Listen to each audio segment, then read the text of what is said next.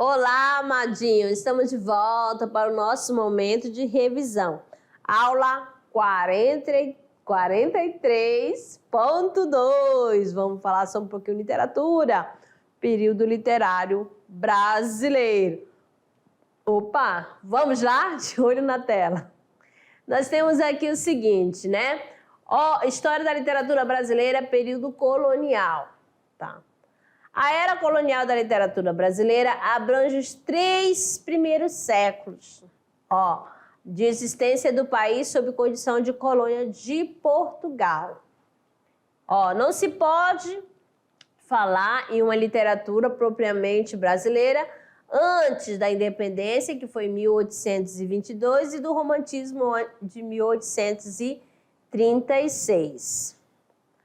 Os documentos históricos representam as primeiras manifestações escritas, né, em território brasileiro. Então, eram os cronistas que vieram, né, nas grandes navegações e faziam o relato, né, tudo que eles encontraram aqui no Brasil, no território brasileiro. Mas isso quer dizer que eles que descobriram? Não, já tinha. Então, houve, aí vamos dizer que teve a única literatura, né, é a carta de achamento, beleza? Então, aqui os portugueses escrevem sobre suas impressões da terra encontrada e dos povos que viviam aqui. Exatamente, porque já tinha povo que habitavam território brasileiro. Aí, também, para representar esse período, né, alguns pintores, né, mostram, na visão deles, como que achavam como as embarcações, a navegação chegaram ao porto, né? Temos aqui desembarque de Cabral. Olha só, Cabral, olha só, ele está chegando no barquinho pequeno e as pessoas, né, os povos nativos, estavam tudo curiosos, bem à vontade, e foram vários, né? Então, aqui é na visão de Oscar Pereira da Silva, que ele é um pintor brasileiro, no período de 1865, que ele viveu, a 1959, tá bom? Período colonial. Nós temos o quinhentismo, né, que é do século XVI, de 1500 a 1601, literatura sobre o Brasil de caráter meramente informativo. Só tinha os relatos, né, as crônicas e a carta de Pero Vaz. Temos aqui também o seiscentismo, aí já é o quê? A questão do barroco, né? Século XVII, de 1601 a 1768. Literatura no Brasil, a produção propriamente literária, ainda que em parte constituída da simples transposição dos modelos ibéricos.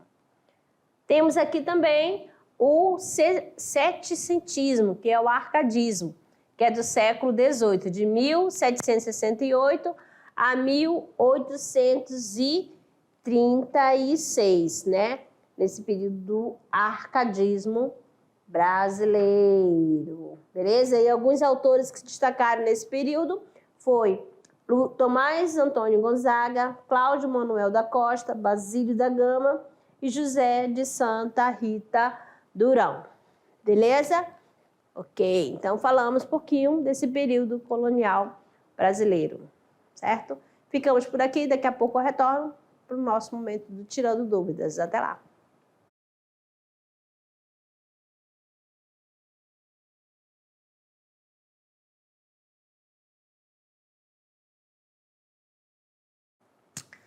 Olá, amadinhos! Estamos de volta para o nosso momento do Tirando Dúvidas, resolução de atividade de sala.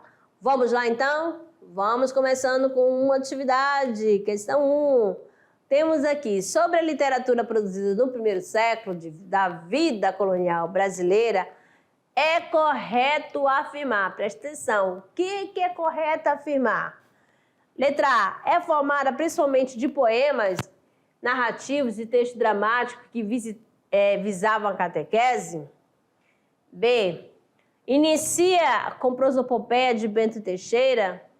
C. É constituída por documentos que informam acerca da terra brasileira e pela literatura jesuítica?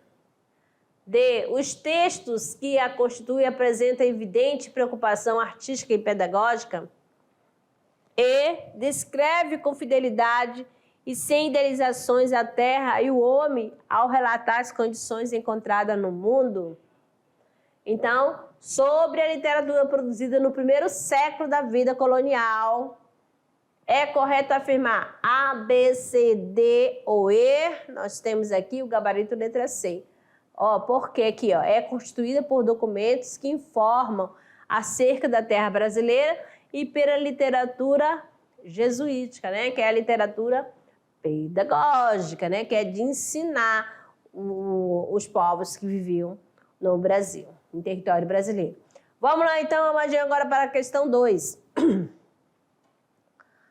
Aqui eu tenho um trechinho, né? Leia, olha só, a famosa Carta de Achamento do Brasil, mais conhecida como a Carta de Pero Vaz de Caminha.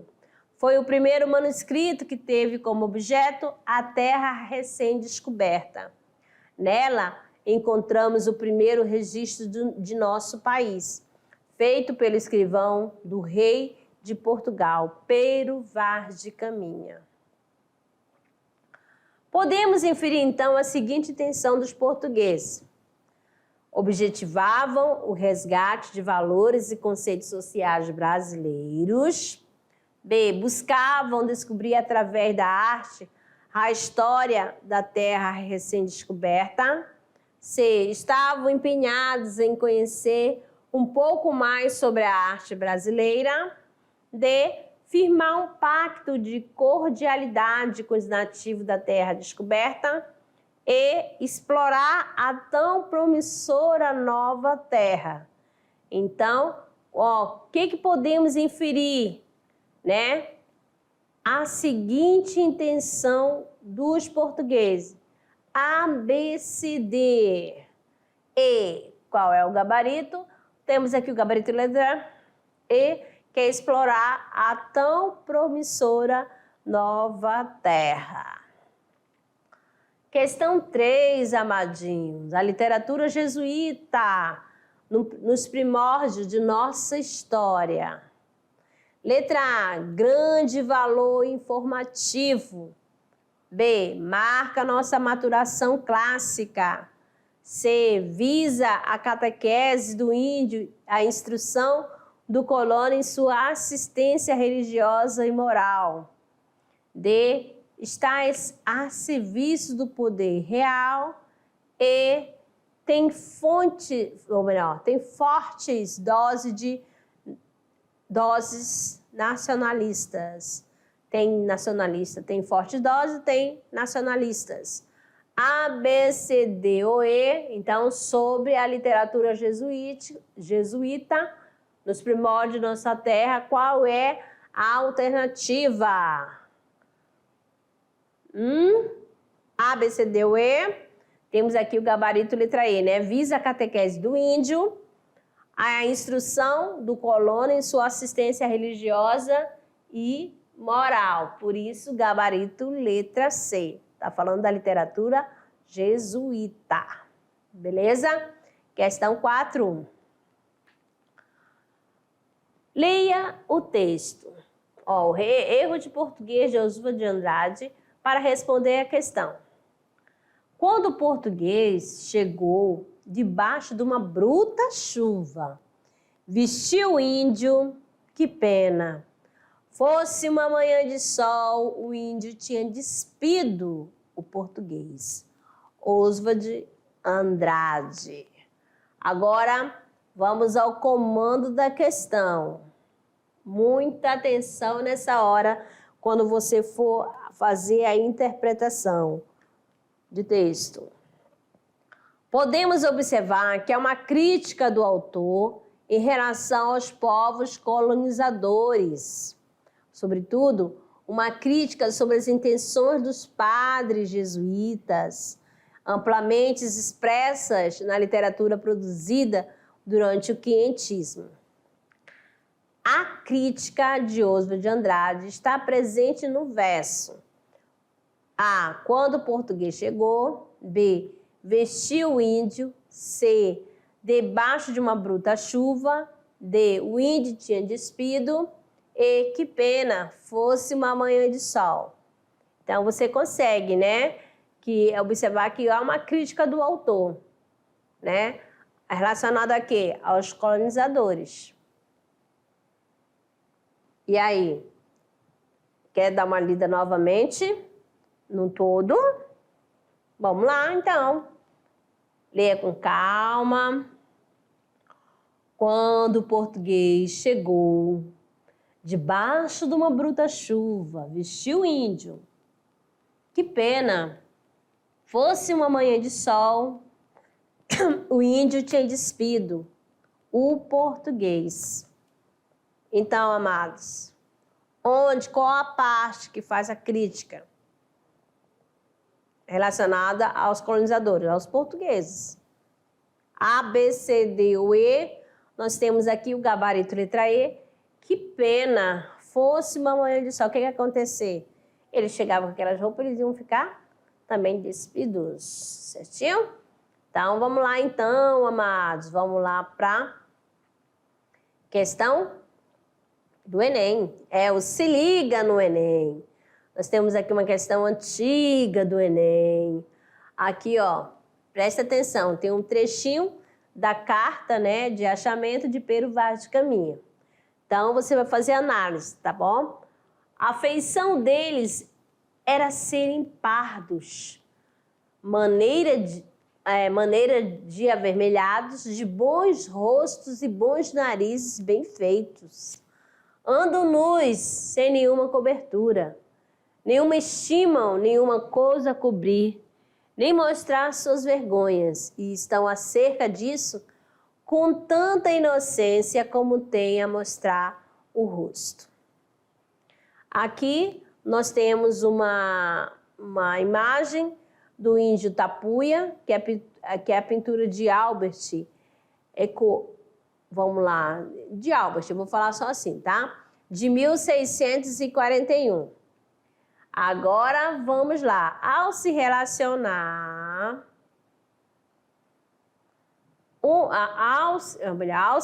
estabelecer uma relação entre a obra de Albert e o trecho de Caminha, conclui-se. Então, lá você viu a imagem do índio Tapuia e o textinho da carta de Pero Vaz. Nós temos aqui na letra A o seguinte: ambos se identificam pelas características estéticas marcantes como tristeza e melancolia, de movimento romântico das partes plásticas. B. O artista na pintura foi fiel ao seu objeto, representando-o de maneira realista, ao passo que o texto é apenas fantasioso. C. A pintura e o texto têm uma característica em comum, que é representar o habitante das terras que sofreriam um processo colonizador. D. O texto e a pintura são baseados no contraste entre a cultura europeia e a cultura indígena, e há forte direcionamento religioso no texto e na pintura, uma vez que o índio representado é o objeto da catequização jesuítica. Então, o trecho conclui-se o quê? A, B, C, D ou E, amadinhos. Nós temos aqui o gabarito, letra C. A pintura e o texto têm uma característica em comum, que é representar o habitante das terras que sofreriam processo de colonizador. Beleza? Amadinhos, parabéns a todos que conseguiram, né, gabaritar. Se você errou alguma, relaxa, tá bom? Não tem problema, o negócio é praticar, tá bom? E não desistir. Vamos relaxar lá no nosso clube de leitura da unidade 2. Nós temos aqui A Marca de uma Lágrima, que é uma obra infanto-juvenil de Pedro Bandeira, publicada em 1985. O livro fala da vida de Isabel após ir numa festa de aniversário do seu primo Cristiano e se apaixonar por ele, apesar de ele gostar de sua amiga Rosana. O livro trata de como Isabel lida com isso e como ela ajuda os dois desse amor escrevendo poemas para trocarem entre si, mesmo contra sua vontade. Cristiano descobre que Isabel escrevia as cartas por Rosana, tá certo? Então aqui um pouquinho, né, da história da Marca de uma Lágrima, de Pedro Bandeira. Amadinhos, olha só, atentos, muita atenção, que agora tenho aqui, olha só, Escola Cantanhede, Márcia, Escola Ricardo Cantanhede, Extensão Vinícius de Moraes, ó, já mudou, ó, Extensão Vinícius de Moraes, professora Keila, tá certo? Professora Keila, os amadinhos aqui, ó, no local, no espaço da escola lá, muito bonito. Aqui tem a Escola Vinícius de Moraes e engraçado, eu estou encucada com esse nome, Raimundo Cantanhede, tá bom? Agora a próxima escola, um grande abraço, amadinho, primeiro ano da professora Keila. Temos aqui a Escola Angelina dos Anjos, né? Costa Marques, da professora Terezinha, então, Angelina dos Anjos, turma, primeiro ano, olha aí o primeiro ano, compartilhou com a gente, né, o momento do clube de leitura, o momento literário, aqui os alunos estão na biblioteca da escola, na concentração, quando a professora está fazendo, né, a atividade. E não dá para levar o livro para casa, então tira um momentinho e vai lá na biblioteca e faz esse momento de leitura, uma leitura compartilhada das obras, não é isso? Então, professora Terezinha tirou tanto na parte interna quanto externa da escola, tá certo? Um grande abraço para a turma da professora Terezinha, primeiro ano. E agora? Qual é a escola? Esse espaço aqui está aguardando a sua turma, professor, tá certo? Os amadinhos vão aparecer aqui, tá certo? A turma do primeiro ano. Vamos aqui ao pensamento do dia. Temos o sucesso, é a soma de pequenos esforços repetidos dia após dia. Por isso quando eu falo que se você, amadinho, está fazendo atividade e não gabaritou tudo, não fica triste, tá certo? O sucesso é a soma de pequenos esforços. Você errou hoje? Não, amanhã é outro dia. Vamos lá, faz mais uma leitura e o importante é não desistir, certinho? Então, amados, muito obrigada pela companhia de vocês, tá certo? Um forte abraço e até a próxima aula.